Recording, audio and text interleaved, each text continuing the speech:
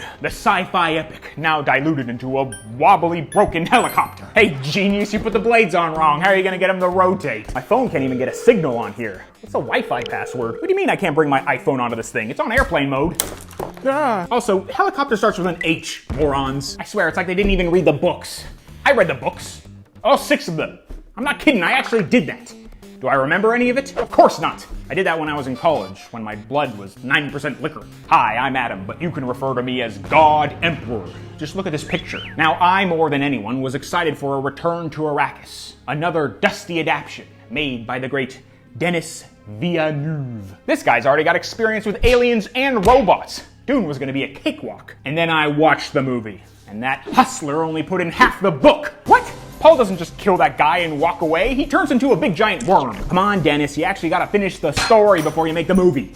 Anyways, Lego made the bizarre choice of sculpting an ornithopter out of bricks. Why did they do that? How did this happen? Did this sell well? I hope so, because I love Dune, and I wanna have a Lego worm, goddammit. Or maybe a Lego Duncan Idaho playset.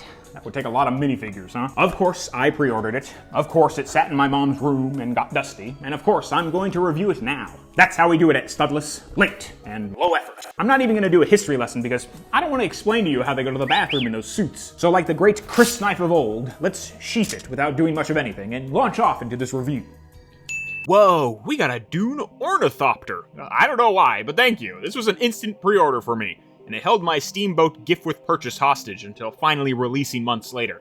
But now it's here, built and old. What do I think? Well, I don't think. That's the problem. But I react, and my initial exclamation was, "That's a lot of studs!" Haven't they seen my channel? Those multicolored Technic pieces are kinda out in the open as well. I mean, look at this. You got gray, tan, black, white, and metal just hanging loose. Couple that with the red and yellow on the wings, and it feels like it's missing a couple plates. The ornithopter ends up looking like a mock, rather than an official set. Like something you'd find on the top of our Lego, with hundreds of comments harassing the creator for putting on the wings wrong. But how does it function? Maybe these liberties were taken so this thing could actually fly. Well, the wings fold out by moving this little lever, really expanding the model, and hitting everything else off your desk. You can press down this little ribbed section and the wings will flap.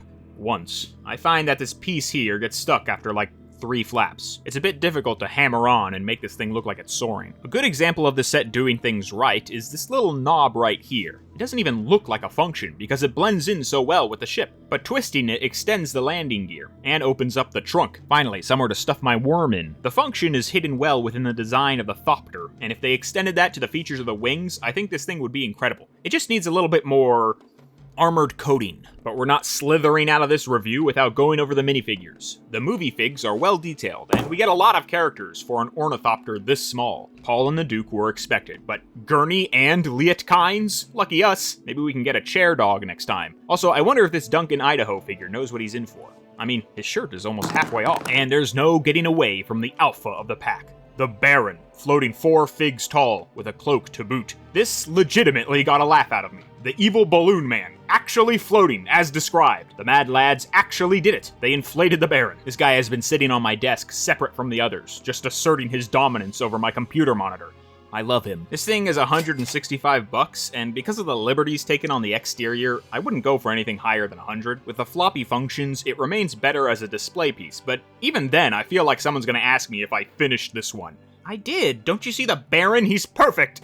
I'm not gonna fix this table. A Lego set based off a book. It's weird and honestly cool. Sure, the only reason it's in my hands right now is because of the movie, but Dune is so tied to the novel in popular culture, more than the adaptions, so it feels like a Lego set honoring a book series, and I wish we got more of that. But we can't merchandise something unless we see it in front of our baby brain eyes, so we gotta wait for another Giver movie until we can make that baby shoot. A lot of minifigs in that one, huh? Still, this thing feels pretty out there, and I'm glad they went for it. I hope we see more of these odd licensed one-off future sets in the odd licensed one-offs in the future. Well, I'm gonna go evolve myself into a higher life form.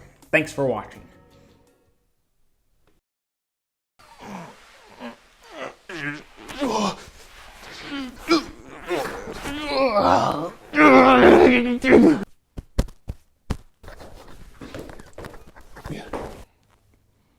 I should really get a watch. Okay, I'm not doing this anymore.